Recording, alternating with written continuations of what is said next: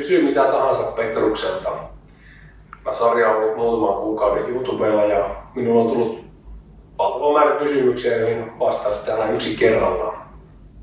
Seuraava kysymys, josta tässä tarkoitus vastata on, mikä inspiroi sinua, mikä motivoi sinua.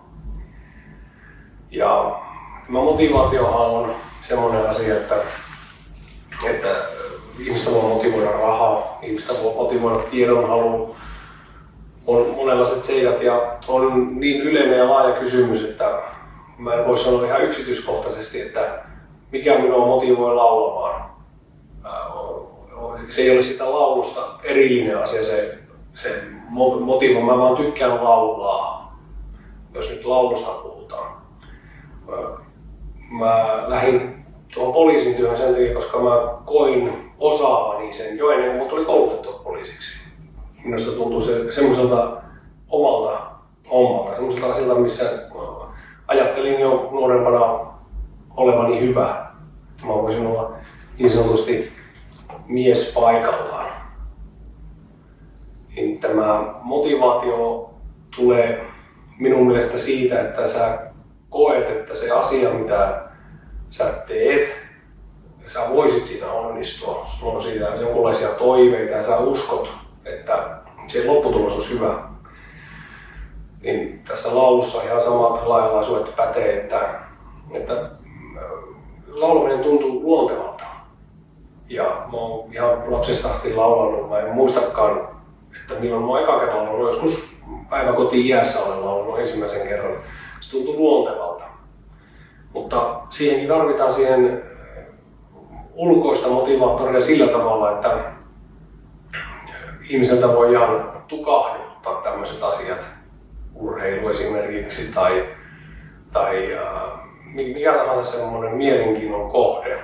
Voidaan ulkoisilla tavoilla sanoa, että no tuo ei ole sun juttu, sä et ole tarpeeksi hyvä siinä. Niin minua ainakin on motivoinut myönteinen palaute. Toisaalta sitten virheistä on pakko sanoa, että tuo ei mennyt ihan putkeen tuo juttu, mitä sä teet, se pitää ihan hyvin perustella. Ei voi vaan heittää, että no, se nyt ei mennyt hyvin. Varsinkin tämä musiikki, kun tämä on arvostelulaji, kun niitä musiikkimakuja on aika monta, ja minä en ole missään väittänyt, että tämä minun tapani laulaa on ainoa oikea. Niitä erilaisia musiikkityylejä on hirveän monta. Mutta kun puhutaan tästä klassisesta laulusta, niin siinä on sellaisia tietynlaisia koulukuntia, mitkä on vain hyväksyttävät. Jotkut ovat sitä mieltä, että ääni tuotetaan oikein tällä tavalla.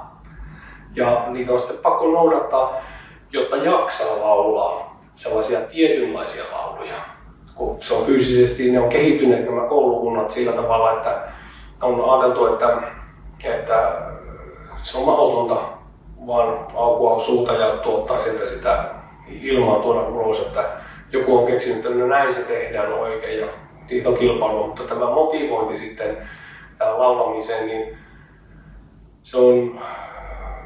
se ei ole tullut puhtaasti ulkopuolelta, että yhtenä päivänä vaan joku käveli mun luo ja sanoi, että rupeapa laulamaan. Ei vaan se on tullut sillä tavalla, että se on tullut mukavaa. Se on tullut hirveän kivalta se laulaminen itsestä. Mutta sitten semmoista lisämotivaatiota siihen on saanut sillä tavalla, että joku on sanonut, että sä laulat aika hyvin, että laula lisää. Ja joskus 23 vuotta sitten olin aloittanut poliisihommat. Eräs työkaveri sanoi mulle, että kyllä sä voisit olla laulamisellakin tienata. Siis leipätön, mä olin ihan tuore poliisi.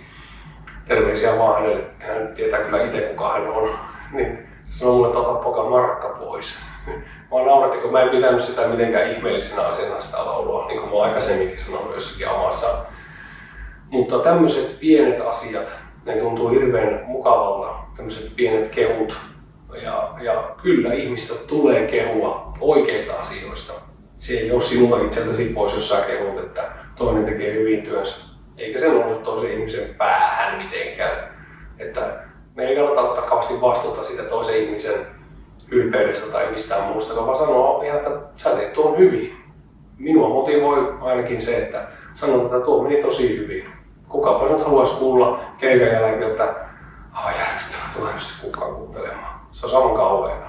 varmaan kyllä, vaikka mä oon paljon tehnyt keikkaa, niin en mä haluaisi kuulla sellaisia juttuja. Tietenkin musta ulkomusiikilliset seikat, jotka on tietysti laulun millään lailla. Niin minä ymmärrän, että joku ei halua kuulla mun ääntä niiden takia, mutta se on sitten taas sivuseikkaa.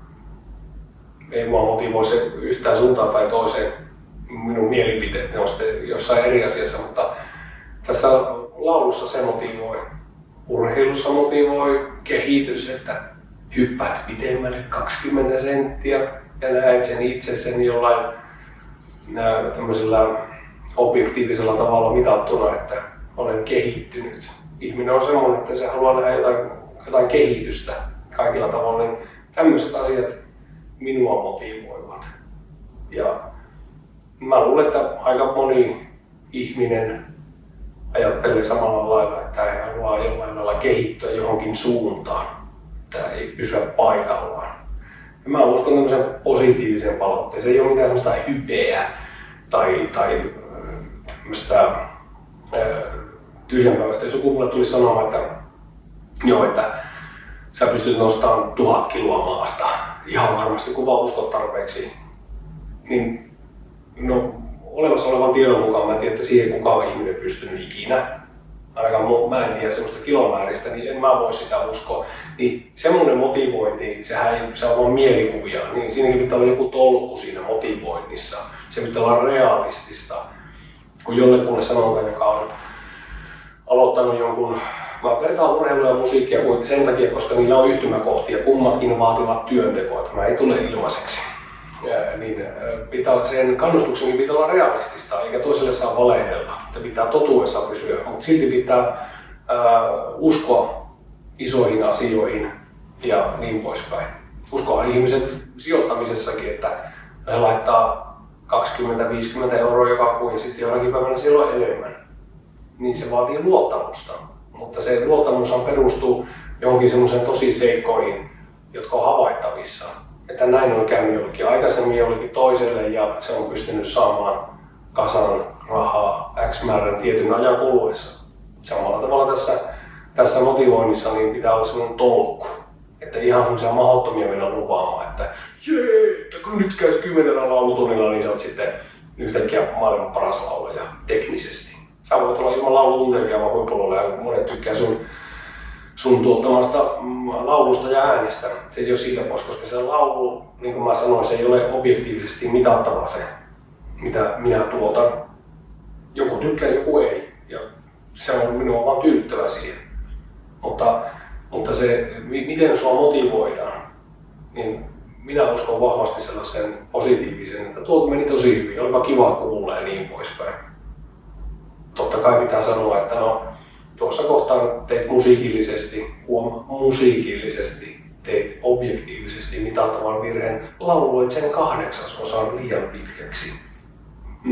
Huomaatteko? Mä en sanonut, että lauloit karmean kuuloisesti, koska se ei ole objektiivisesti mitattava asia. Joku toinen ihan todella tykkää toisen ihmisen äänestä, josta toinen ei tykkää. Sen takia laulajia on hirveä määrä ja kaikille on jotakin. Näin minä ajattelen motivaatiosta.